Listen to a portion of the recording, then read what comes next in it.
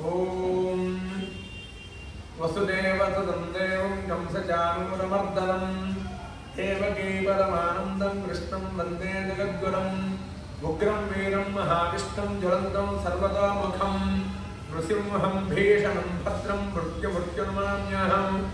50 మంది భక్త మహాశైలికి తెలియజేయడం ఏమిటనగా, వచ్చే నెల ఆగస్టు 16వ తేదీ శ్రీకృష్ణ జన్మాష్టమి.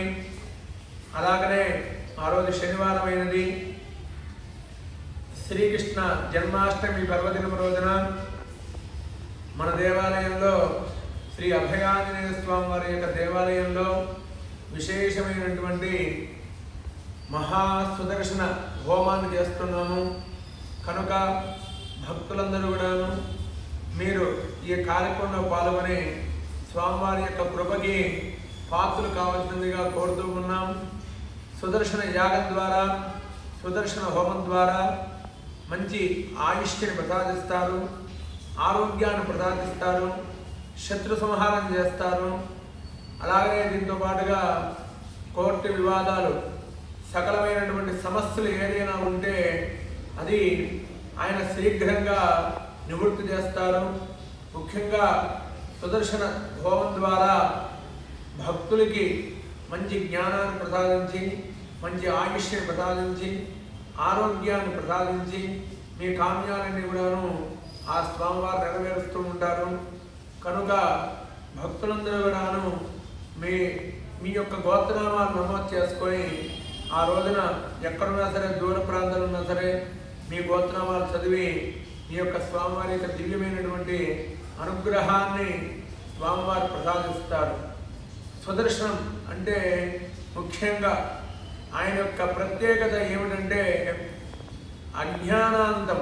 అంటే మనలో ఉన్నటువంటి అజ్ఞానానంతా కూడా ఆయన పారదోలుతుంటారు, జ్ఞానాన్ని ఎక్కువగా ప్రసాదిస్తుంటారు, విష్ణు భక్తిని ప్రసాదిస్తారు.